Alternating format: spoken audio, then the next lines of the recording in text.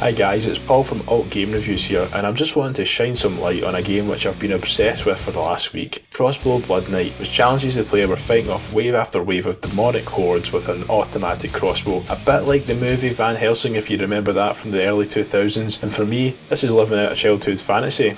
As the souls of your enemies are collected, the occult powers of the crossbow are unlocked. You can unleash a rain of spears from above, or you can even slow down time. As soon as I started it up and heard the sombre, gothic music of the menu screen, I was instantly immersed, ready to take on the creatures of the night.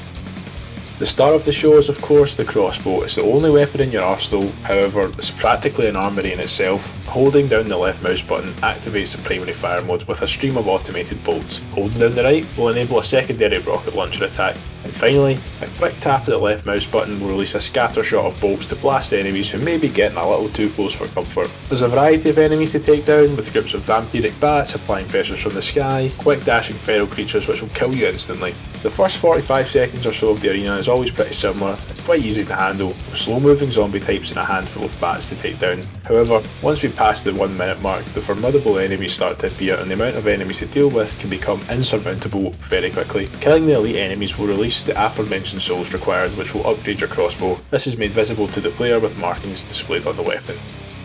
If you're a veteran of score attack shooters and have a lot of experience with games such as Devil Daggers, then you might master this one quite quickly.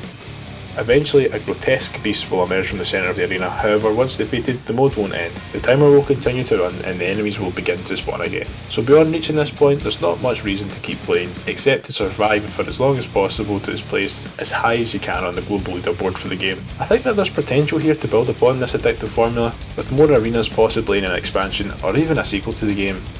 So it's only $1.99 on Steam, which is an absolute steal, and it's definitely worth it for the fun to be had. It's a definite must play for FPS fans and PC players this Halloween. Look, I know I scored Mortal Shell, but with indie games, I'm a bit more resistant to give them a score. I think it should really just be a should you play or should you not, and for me, this is one you definitely should play.